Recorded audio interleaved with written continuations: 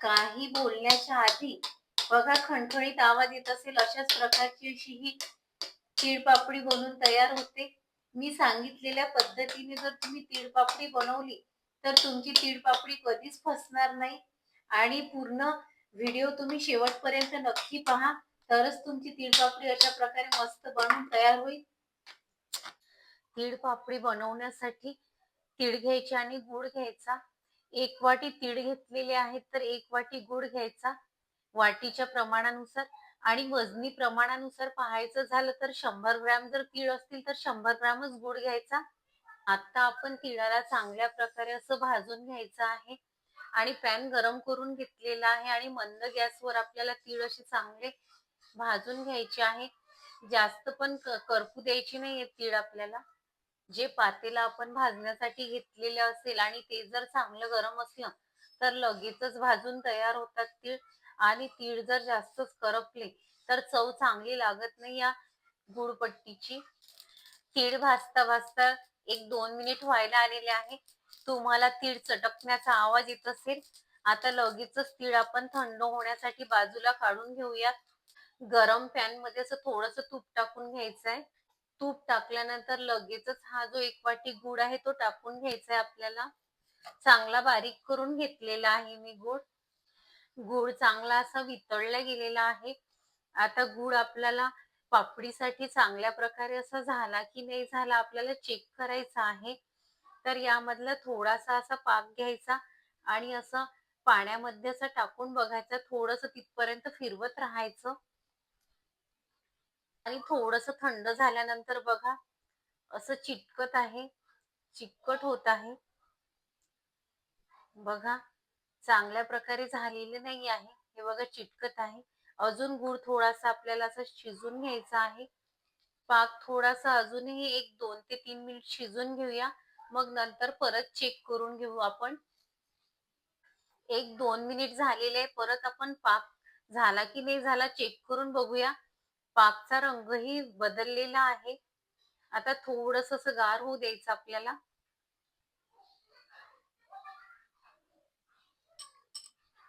बघा थोडंसं गार झालेलं आहे. असं वाटीमध्ये वाजून बघितलं तर बघा असा आवाज येत आहे होण्याचा. 1 चिमूट सोडा घेतलेला आहे. सोडा टाकून घ्यायचा आहे. सोड्याने या चिक्कीला ना कलर खूप छान येतो. तुम्हाला जर टाकायचं नसेल तर तुम्ही स्किप सुद्धा करून घेऊ शकता.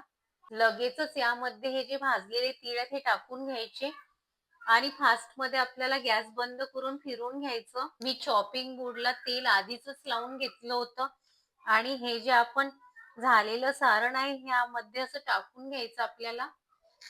गरम असतानाच टाकून घ्यायचं. यावर थोडेसे असे पिस्ताचे काप टाकून घ्यायचे आणि थोडेसे असे तीळ टाकून घ्यायचे आणि थोडंसं असं थंड झाल्यानंतर बघा अशा प्रकारे असं लाटायचं.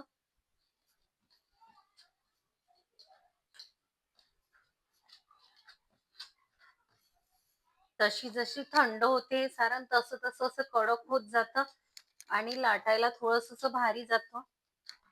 तुम्हाला तीळपापडी जेवढी अशी पातळसर लाटून घ्यायची असेल तेवढी अशी लाटून घ्यायची. गरम असतानाच ही जी तीळपापडी ही आपल्याला अशी काढून घ्यायची आहे. बघा छान अशी मस्त निघालेली आहे. आता ही थंड व्हायला ठेवूया. थंड झाली की अधिकही कडक येईल ही. आता अशा प्रकारे सर्व तीळपापडी अशा लाटून घेते. बऱ्याच वेळ गरम असताना लाटल्या जात नसेल ही तीळपापडी तर असं टाकून घ्यायचं सारण आणि एक पन्नी घ्यायची आणि या पन्नीला ना तेल लावून घेतलेलं आहे आणि पन्नीच्या मदतीने सुद्धा अशा प्रकारे आपण लाटून घेऊ शकतो.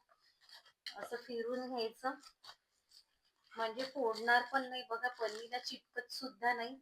अशा प्रकारे सुद्धा तुम्ही अशी ही तीळपापडी लाटून घ्यायची. पन्नीच्या सहाय्याने पण छान लाटल्या जाते. बघा मस्त अशी लाटून झालेली आहे. नंतर थोडी गार झाल्यानंतर ही तीळपापडी आपल्याला अशी काढून घ्यायची आहे. बघा मस्त अशी निघते. छान अशी तयार झालेली आहे तीळपापडी. वाटीच्या प्रमाणानुसार जे आपण माप सांगितलेलं आहे व्हिडिओ मध्ये त्या प्रमाणानुसार जवळ-जवळ 3 अशा तीळ पापड्या तयार झालेल्या आहेत आणि छान अशा खुसखुशीत तयार झालेल्या आहेत.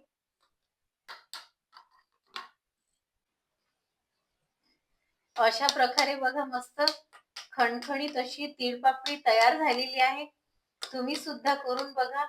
आणि जर तुम्हाला माझी तीळपापडीची रेसिपी जराही आवडली असेल तर तुमच्या मित्रांमध्ये शेअर करायला विसरू नका. भेटूया एक नवीन रेसिपी सोबत.